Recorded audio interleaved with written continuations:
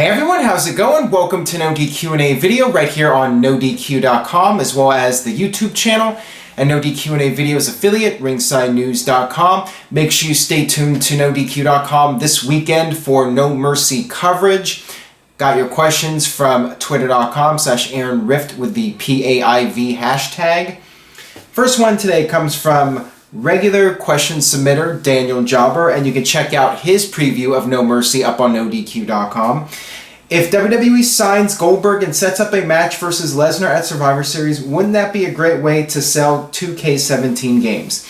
Absolutely, and that appears to be the reason why WWE wants to do this match at Survivor Series instead of waiting until the Royal Rumble or WrestleMania.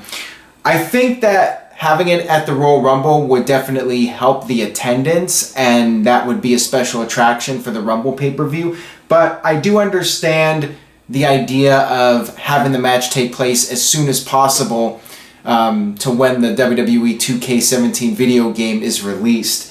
That is what makes sense. You want to sell the video games. The video games sell and make a lot of money for WWE.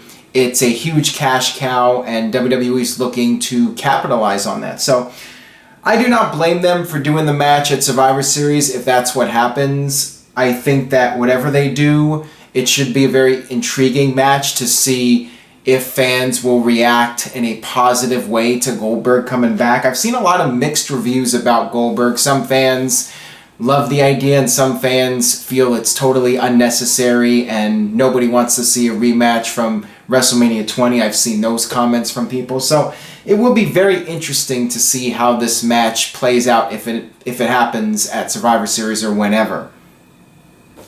And I got this question from Beast Slayer. What did you take away from the Goldberg interview?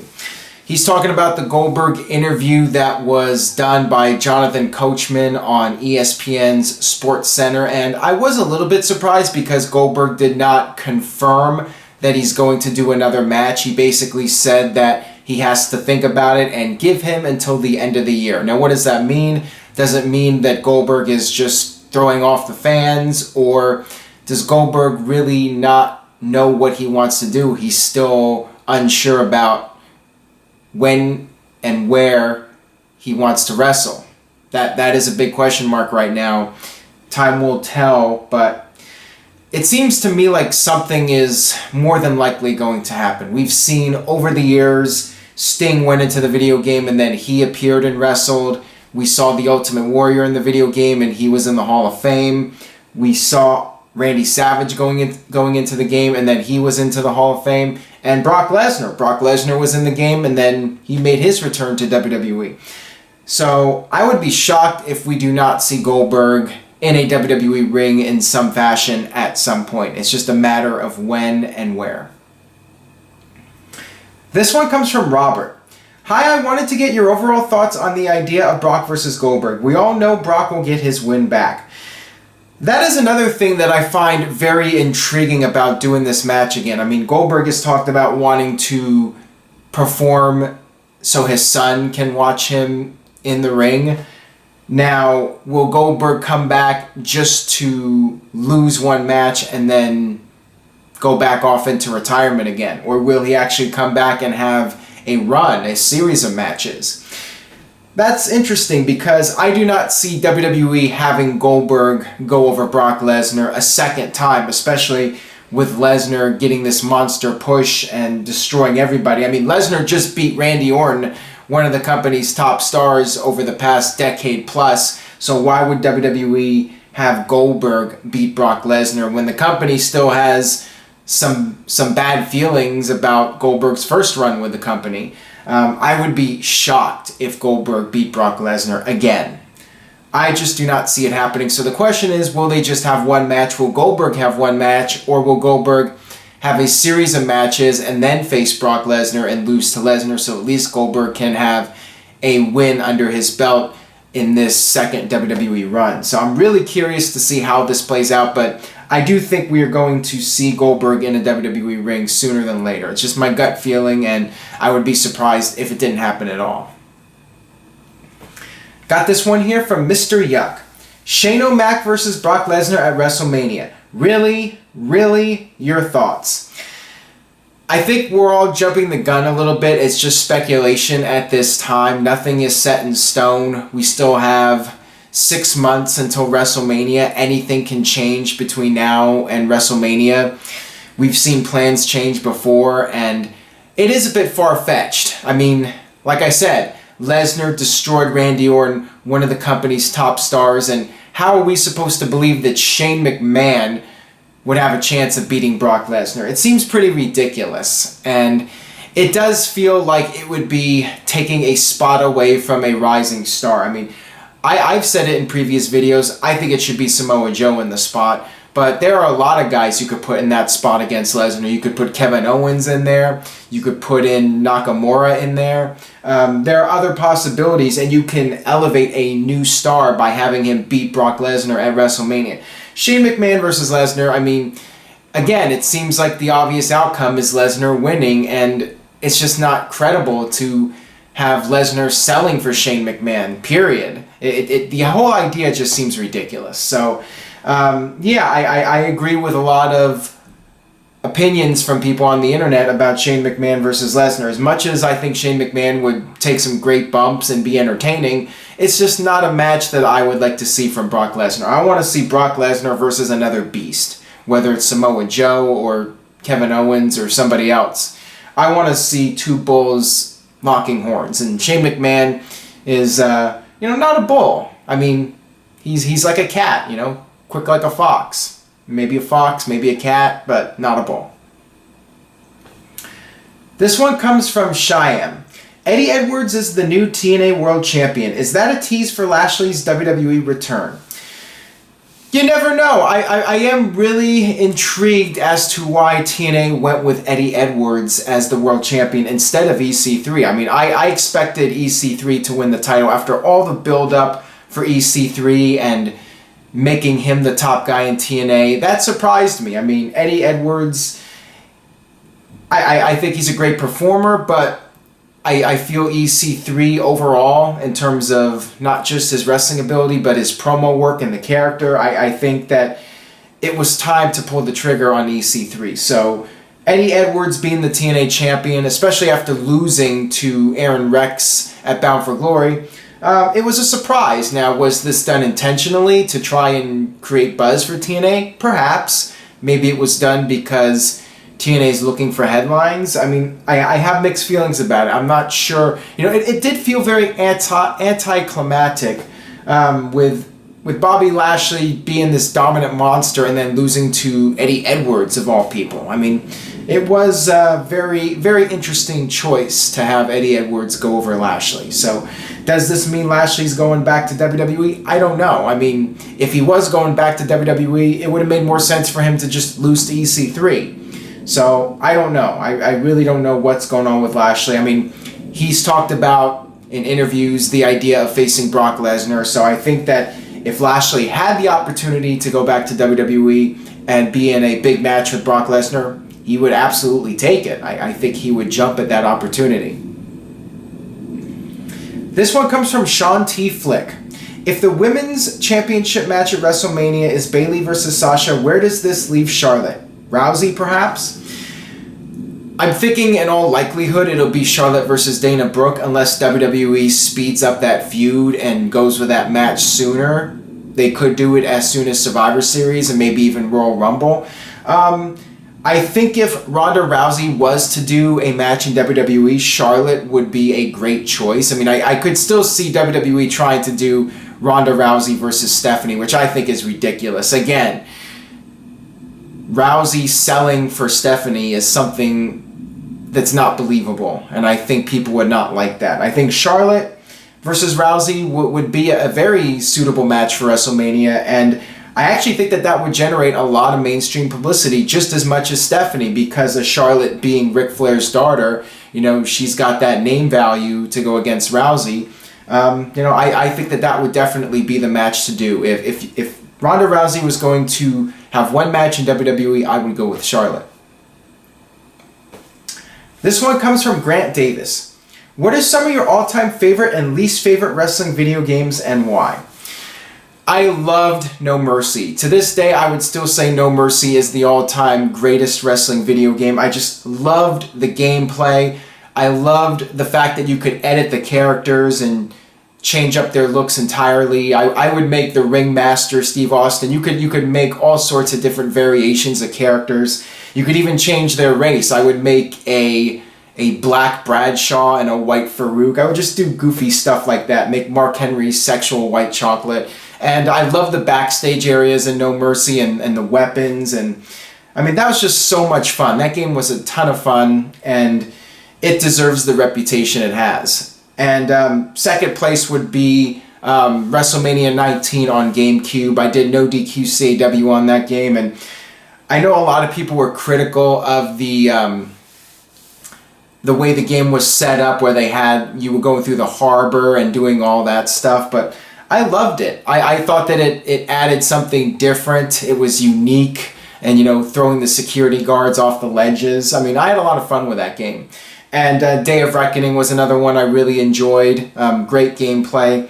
Worst wrestling video games, pretty much all of the SmackDown versus Raw games. I was never into the whole game engine and the gameplay, and it didn't feel as realistic as the gameplay for the No Mercy games and No Mercy WrestleMania 2000 and Day of Reckoning. Wasn't a big fan of Day of Reckoning 2. That one I thought was a huge disappointment. But yeah, I mean, I played some of I actually did try out one of the WWE 2K games, and again, I just feel the animation and the gameplay just isn't as good as some of those older games. This one comes from Boogeyman, 79. Do you think with all the indie talent it is a proper time for RVD to come back? I think the proper time for RVD to come back is when he wants to come back, when he has the passion to come back, when he can get a good payday to come back. I mean, it's got to be worth his while to come back at his age. Now, if WWE makes him a good deal and he wants to do it, then I would absolutely bring him back. I think RVD could still bring something to the table, but he has to have the motivation to do it. If he comes back and is just going through the motions, then what's the point? I mean, it's got to be something that he really wants in order for it to really be successful. And, time will tell. I mean, I would be shocked if we never see him again in a WWE ring. I think, maybe he'll make an occasional appearance. But I think the days of him coming back and being a full-time performer are over. I mean, that could always change. But, it would be nice to see him one day and maybe see him versus Kevin Owens or Sami Zayn or one of the new guys on the WWE roster. I mean, that would be great. Finn Balor, Nakamura. There's a lot of guys RVD could have some interesting dream matches with in WWE. Got this one here from Paul Bessman. When was the moment you knew WWE had surpassed WCW in the Monday Night Wars, and how did you feel about it?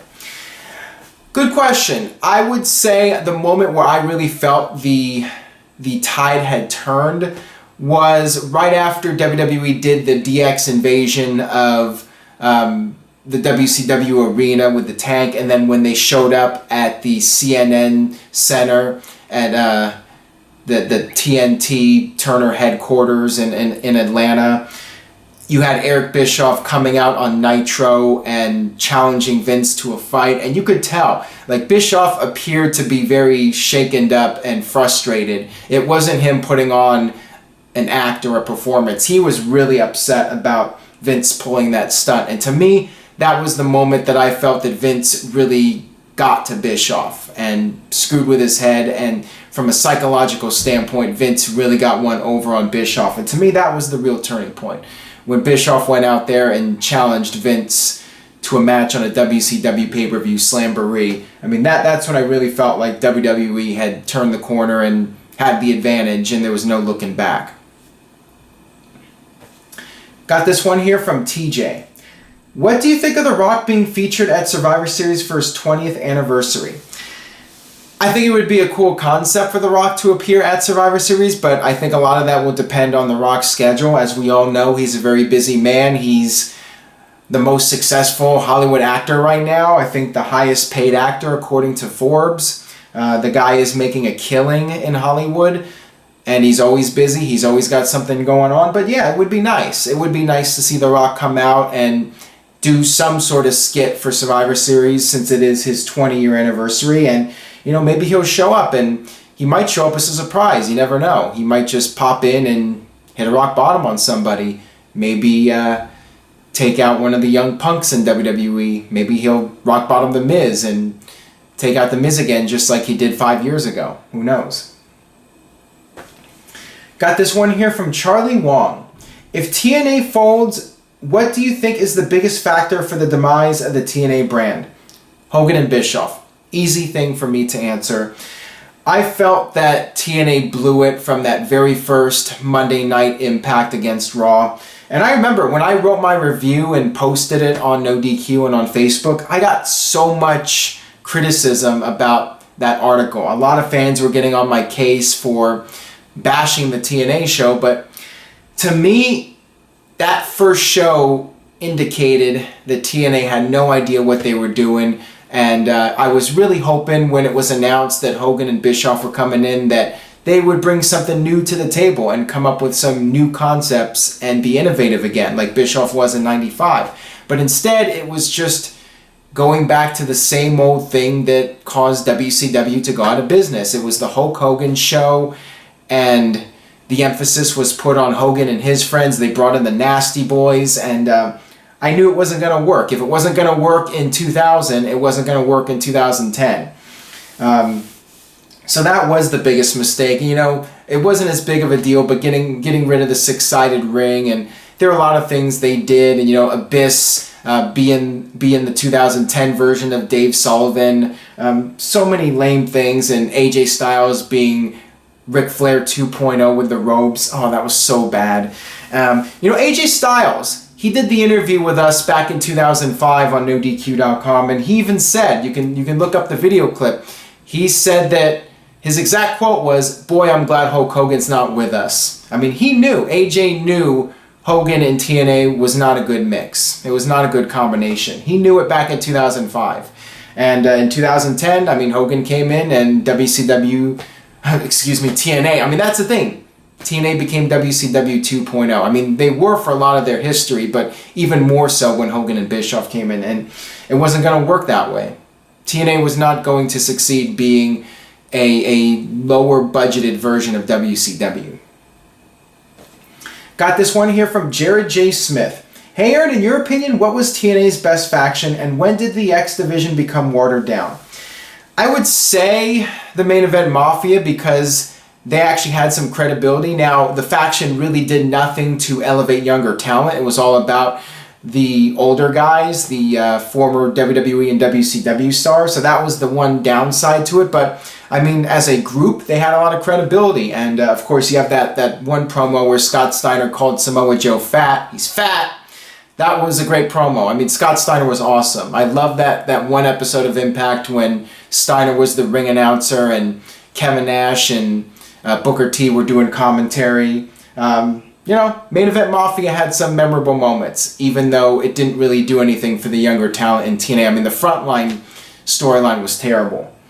And when did the X Division become watered down? I would say around the time Hogan and Bischoff came in. Again, the shift went from the X Division and the younger guys as much as they were getting pushed. I mean, they were still not getting pushed to the level of the Kurt Angles and the Kevin Nashes. But when Hogan and Bischoff came in, I mean, Daniels and Kazarian and all these guys got phased down for the Nasty Boys and Val Venus and all these other guys, or Kishi. I mean, it just became ridiculous. And that's really, I felt, when the X Division started to go downhill, much like the company in general. Alright, so that'll wrap it up for this edition of NoDQ&A video. Hopefully I do not get too many dislikes from the TNA soldiers, but you know, I get the questions. People want me to talk about TNA, so I'll talk about TNA. If you did enjoy the video, please share it, tell a friend on Facebook or Twitter, and of course, stay tuned to NoDQ.com for coverage of No Mercy, and I will see you guys next time.